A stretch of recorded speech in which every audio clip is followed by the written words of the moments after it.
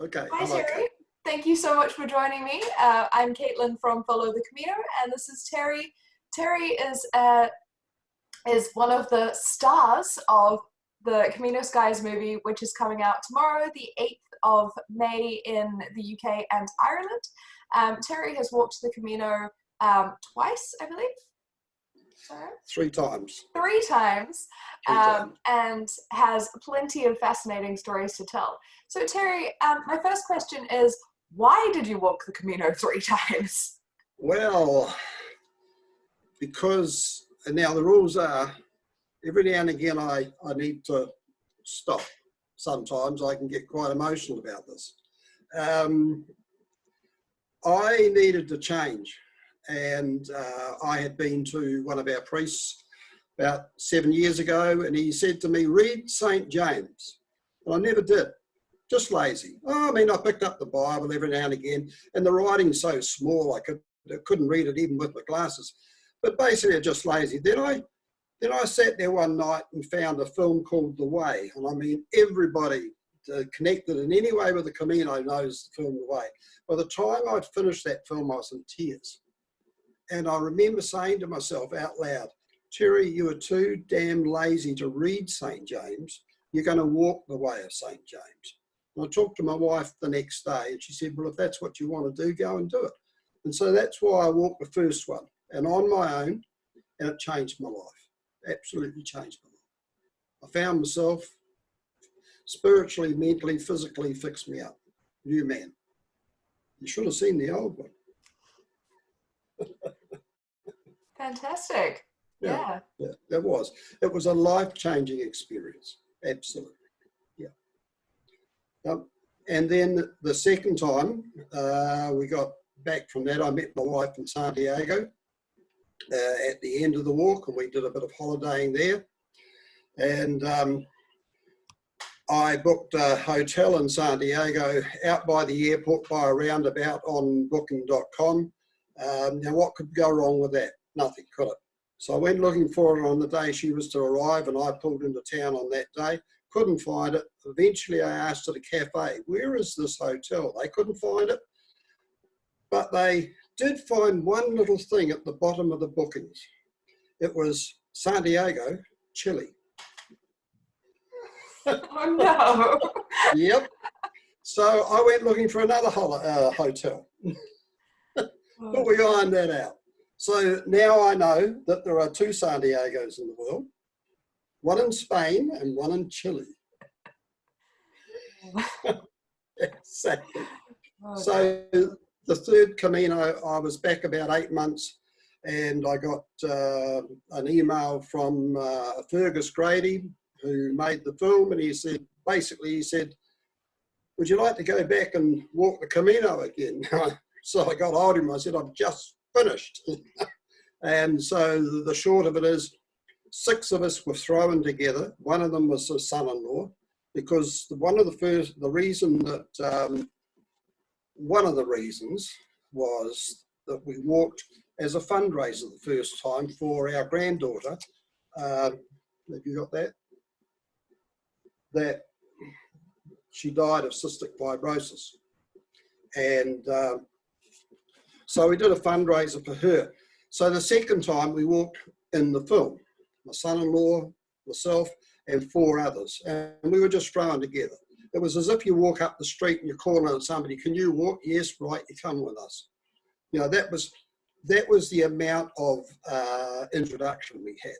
We arrived in San John Piar de Port, which is the first place to kick off. And you know, got told, well, this is Sue and this is who and this is somebody else. Okay, tomorrow put your packs on and come with us. So it was interesting. It was fulfilling, but it was work. I mean, you can't expect 6 people that didn't know each other from a bar of soap the day before to go, and there was nothing scripted.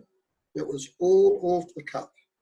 So, you know, it was a challenge, but we met it, and we all finished, And we all gave each other a hug. So can't do better than that. Then I got back and I was still unsettled. And I decided that I wanted to do it again. And one of the reasons that I wanted to do it again was because my eldest daughter said, because I pontificated back in New Zealand about what the Camino can do for you. And my eldest daughter turned around and said, I need the same as you got, Dad. So I said, righto, go. She said, would you come with me? And I said, why not? So we went again. And this time in April, and it was spring, and it was one of the worst springs. This is last April, and it was a dog. We got caught on the Meseta in a category orange storm, which is just one down from red. One lady in the track sat down and quietly said, we didn't see this, but we know it was starting to snow. And she just sat down in the middle of the track and said, I can't go any further. I'm not.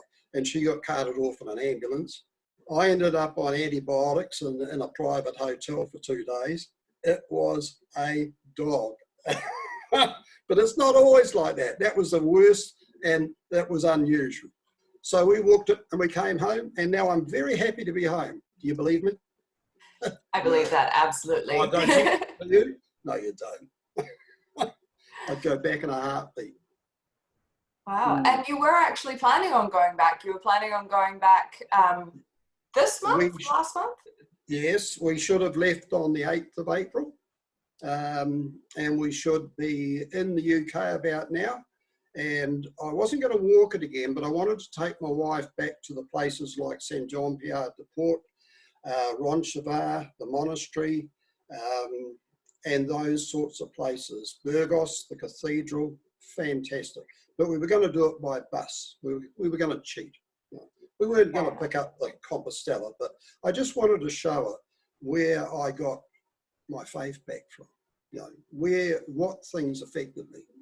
So, but we'll get there one day, next year maybe. Hopefully. Exactly. So thank you so much for sharing that. And just checking, all 3 times you walked along the French way, is that right? Yes, the Camino Frances, all 3 times. The first time I went over Route Napoleon, which is the climb over the, not through the pass, but over the so-called mountain, which is about 1,500 meters in height. It doesn't sound much, but it was that day we set out. It's a lovely sunny day, and it got lovelier and lovelier and lovelier. In other words, it got hotter and hotter and hotter. Somebody said that knew how to measure these things. Maybe they had a phone or something. It's 33 degrees. And by the time we got to the top and made our way down 5 k's down the other side to the monastery, I walked in and I heard a chap shout at me from across. Well, he shouted something. He said, "Senor," and we all sort of looked around. What's he at? And he was pointing at me. And he said, "Yes, you sit down." And so I sat down. And he came up and he said, "We will bring documents to you." And so I did that's where you do most of your documents for the pilgrimage. He came past my bunk 3 times in an hour, just stuck his head in the cubicle. Yeah? And I caught up with him later that evening, and I said, "Oh, you pointing to my eyes, you keep an eye." He says, "Yes." He said, "We've had people die here that look as good as you." Oh dear. I was shattered. I was absolutely shattered. No, Wow. For that day, I couldn't go any further. So the next time we walked with the film, we got as far as Orison, which is halfway up, it's 8 k's up. We stayed the night there, and then it started to snow, and the Guardia was up there turning people away from the mount, from the going over. And we've learnt later that if you get caught up there when it's snowing and you've been told not to go over the top, it is 500 euros per person to be rescued. So you don't disobey. Fair enough. Yeah, so we went back down and then walked through the valley, which is almost as difficult. It's a struggle too. So when I took my daughter, we walked through the valley and walked, got on, through Burgos, and yeah, it was magic. Yeah. So lots of people start, as you would know, at Saria, and I can understand now. I was quite arrogant for a while. I used to do the questions and answers after the movie, the Camino Skies movie in New Zealand. And people would say, oh, what does it take to walk? I said, just commitment. Well, I've just injured my knee, and it's one that I cannot shake off. I think I'm going to need medical help for it. And for the first time in 4 years of walking, I can't walk outside and down the road. If this had happened on one of the Caminos, I would have had to chuck it in for a while. And it's been about a week and a half now, and it just will not come right. So I can understand why people elect to do something like yours and take a tour from Saria onwards. You still get the certificate. And I don't look down on people that start at Saria anymore, because with this knee, I couldn't have even started there. So I'm going to have to get it right by next year if I'm coming back. Yeah. Injuries can absolutely ruin your day, especially when you're trying to do a walking holiday. Yeah. And I was very arrogant about it, because the first one, I rolled my ankle just out of Burgos, and I walked with it, and it never really came right. But we just set sail every morning, and by about lunchtime, I was walking okay. And then by 2 o'clock, you're at an hour burger, and then it would come racing back. But I thought I was, king of the hoop doing that. But this knee, I can't get 100 metres down the road. It's, it is that, crippling. So when people say, oh, yes, but I've got a bung knee on that, well, I now appreciate what they're saying. But I'll get it fixed. It'll take time, though. And we recommend to all of our clients that they do a fair amount of longish walks, just to understand how their bodies feel on those long walks. Yes, so, absolutely. Did you do much training before? Absolutely, and I've got a little saying that I would tell everybody. We did about 23 theatres throughout New Zealand and talked at them each afterwards. And that question came up, how much training? I said, look, do all the training you need to, all the training you can, or don't even bother training, because there's something that will happen. If you do all the training in the world, you'll hurt for 7 days, and then you'll come right?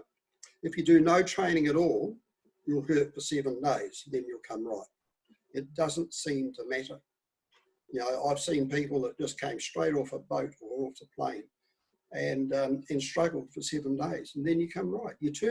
By halfway through, you turn into a machine, literally. If you're still standing after, say, 150 kilometres, you're going to make it. And you just turn into a machine. You just go for it. But so, yes, you do all the training you can, but you're still going to hurt. Yeah. It's quite a big undertaking for most people, even if they have done training. It is. And funnily enough, there has been a bit of criticism from some hikers back in New Zealand, because we've got some wonderful bushwalks. But you can't walk up in our bush and come across a village with a couple of cafes serving beer and wine at €1 a glass every 5 Ks. It's not going to happen. And that's what I like about the Camino. You're only about 5 Ks away from help, or a beer, or a red wine, or a slice of tortilla. And that's what's important when you're hiking. Absolutely. Yeah, you've got to keep your strength up. Absolutely. So something that I think is quite poignant at the moment, and you kind of touched on it earlier, and if this gets uncomfortable, please feel free to stop. I know a lot of people are going through some pretty big changes at the moment. People are losing their jobs because of coronavirus. People are losing loved ones, and a lot of people are going through a really tough time. You walked the Camino to deal with one of those such tough times. Do you think that's something that you would recommend to people who are going through a process? Absolutely. for, you know, several reasons. There were lots of things wrong in my life, and I virtually cured them all. And we walked it for Madison, and a lot of people will start walking, and if you're walking along and they'll cruise up behind you, most people in Bon Camino is enjoy your Camino. And if they keep going, you just say Bon Camino back to them. But invariably they'll slow down. Now this happens especially if you're on your own. They'll slow up and they'll walk at your pace. Maybe for an hour, they will tell you all of their problems they've ever had in their life. And that can get pretty personal. And it's like, it's 35 days, it's 800 kilometers. It's the longest confessional in the world. They blurt it out, as I did to other people. And then sometimes, or often, after an hour and a half of walking beside and swapping your stories as to why you're on the Camino, why you want to solve your problems, that sort of thing, then they'll say Bon Camino, and they'll lengthen their stride and they'll disappear into the sun. It's like that. I've heard people say, oh, at the start of it, they'll say, oh, look, I'm just here for the scenery and the walk. Oh yeah, good, that's fine.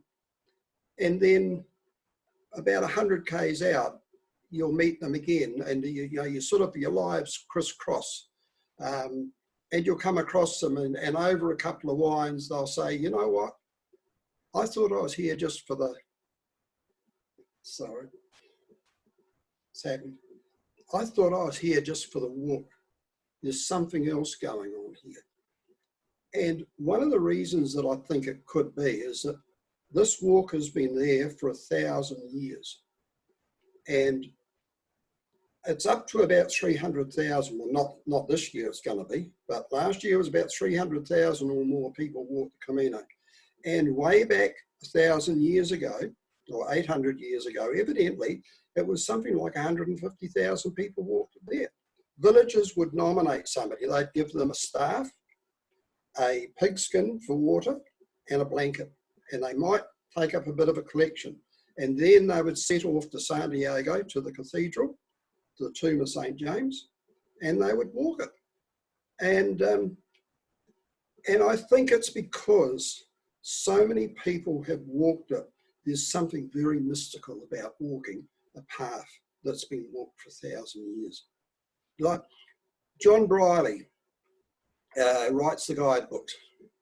He said, you go to a conference, 3-day conference, rah, you know, it's all hypo, and you come out of that, you think, wow, I'm really going to knock the pants off the next sail. But it doesn't stick. You know, it doesn't. On the Camino, you have 35 days to get your thoughts together and bring some changes into your life. Think, cry, sing if you want to. I'd rather cry. My singing is not good. But over 35 days, that's enough time for it to sink in. And if you haven't got something to sink into your brain, your heart, and your soul in 35 days, you're not going to do it. But it gives you, see what I'm getting at? It gives you the time to get these things in place and to keep them in place. Whereas 3 or 4 days at a retreat or something, or a conference, and you're all hyped up, it's not enough time. But on the Camino, it is. I've seen some great changes, absolutely. Yeah, you know, it's not unusual for people to break down in tears. Even at a cafe, they can be relating something. Yeah, it's a good, fantastic place. Sounds like a pretty incredible journey for the soul as well as everything else. It is. It's a journey of the soul, of the mind, and the body. And you can't get better than that. And to be able to get all of that and a wine at €1, well, you can't do better than that. You can't. Absolutely. Exactly. Well, thank you so much for sharing that. That's really really good to hear, because I think we do hear that from a lot of our clients when they come back, that they started walking for one reason. Usually it's, you know, the challenge, or it's on my bucket list. And by the time they get to the end, they realized that there was much more of a journey within themselves as well. Exactly. And before we go, if I can get a little plug in from a book, I came back and decided to write a book on all 3 walks as to what it did for me. And it's quite an edgy title. It's called God's Cocaine, The Addiction of the Camino. And I've already had one Catholic priest say, God's cocaine, wow, but you've got to read it to understand. It is like an addiction. It's like a drug. So it's on Kindle at the moment, but you can also get it off myself as well. Fantastic. Yeah, it's an addiction. I mean, people just go back again and again and again. It's crazy. Yeah. A lot of our clients actually they do the last 100 kilometers 1 year, and then the next year they're back to do another section or a longer section, and most of our clients are returning clients by the end of it. About halfway through the first walk, I was at a cafe and it was rural, and there were some cows over the other way, and I was having a look at them and they were sort of looking at me, and I heard an Irish voice from about 2 tables away. It says, darling, if you're that desperate for company, you better come and talk to us. And she was from Letterkenny, and the other lady was from further up near Northern Ireland. And they do that. They go, and I think they've finished it now, but they're always a starter. And the interesting part is we got on so well that I took my wife, when she arrived in Santiago, to meet the 2 Irish ladies, and we stayed there for a few days. And when I walked the film, of course, we keep in touch. Guess who turned up? 2 Irish ladies who walked with me for a week. And when I walked with Rebecca, my eldest daughter, on the 3rd walk, guess who turned up? The 2 Irish ladies. Wonderful people. Yeah. And that actually is another thing that we hear quite a lot, is that people join the Camino family. Absolutely. And make friends. Yes, yes. And it happens just about from day one. You know, you can lean on your sticks and somebody's leaning on their sticks about 5 meters away from you, and you just catch their eye. And what is said is, you okay? Yeah, I'm okay. It's bloody hard, isn't it? Yeah, it is bloody hard. And you have a conversation in just a glance. And over the next few days, you make some friends that last a lifetime. Yeah. It's wonderful. Absolutely. So I think everybody that sees us, get out there. Well, you know, we've got to wait for all this, you know, virus thing to calm down. It's, you know, worrying times. But if you are ever going to look at something to sort yourself out with, go and do the Camino. Yeah. Absolutely. And then I guess on that topic, the last thing I really want to ask about is a lot of people at the moment are having a tough time. And we've heard from a few different people that we've spoken to that doing the Camino has actually helped them through processing what is happening at the moment, being stuck at home, things changing, and that resilience that you get on the Camino is actually applicable to life at the moment. Absolutely. We've, you know, like been locked down in New Zealand for about 5 weeks now. It's like doing the Camino. You just get up in the morning and you start walking around the house. I mean, you don't have an option. You know, there's something you have to do. And the next day you do it again. And it's just like the Camino. You get beaten to death physically every day on the Camino, and yet you get up, you put your pack on, and you start again. It's a great metaphor for life. And if people have got issues and that sort of thing, then at the first opportunity they feel safe to get out on the Camino, when it opens up again, get going. It's also one of the cheapest holidays you could do for what you get out of it. The Spanish are wonderful people, absolutely fantastic. So are the Irish. Yeah.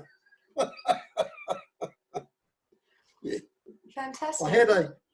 I had about 75 k's out from Santiago, about 3 days out. I was sitting outside in a cafe and just finishing my handle of beer, and a well-dressed gentleman, and he was talking to others in the corner of the outside area.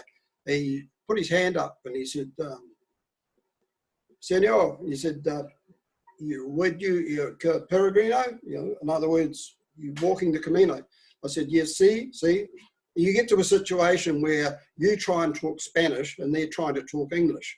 It's confusing.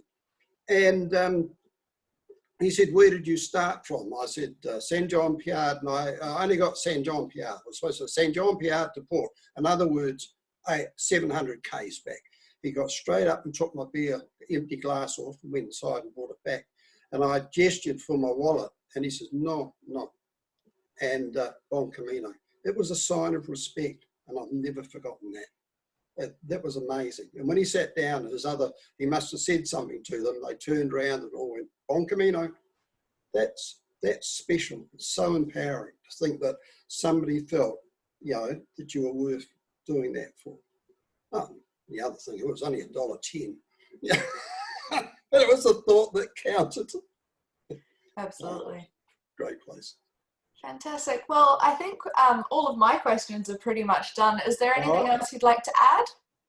Oh, look, I could go on and on forever about the Camino. It's a special place.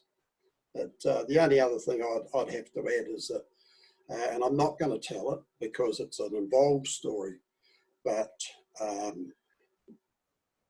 I came across an old Spanish gentleman. And if you do your research on Terry Wilson Camino on Google, you'll find it. And I think I met somebody else other than an old Spanish gentleman that day. You with me? Absolutely. Yeah. He was very, very reassuring. And he had me like a puppet, that man. He was right inside my personal space. Yeah, it was very, very uncanny.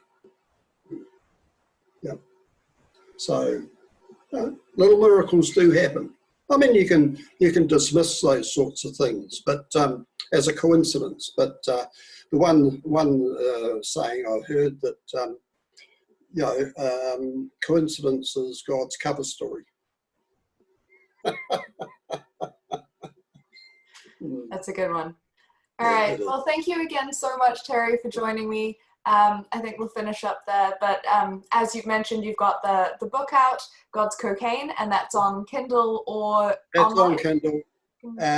Well, it can be bought on Kindle as on the paper form, but we printed it in New Zealand as well because we've been able to do it a bit cheaper. So there is a Facebook page called God's Cocaine, the Addiction of the Camino. And if people wanted to put a note on that, then I could pick it up and and message them and get them a copy out like that as well.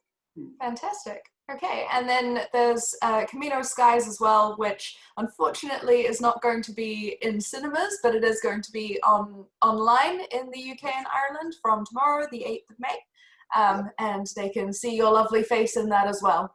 I can, exactly. Fantastic. Thank you again so much for sharing with me, Terry. Thank you, Caitlin. Thank you very much. That's it for this Camino Talks interview. If you enjoyed it, remember to give it a thumbs up, and we'd love to hear from you, so please leave us a comment. Finally, remember to subscribe to our channel to be notified about future videos that we upload. Thanks for joining us. Buen Camino.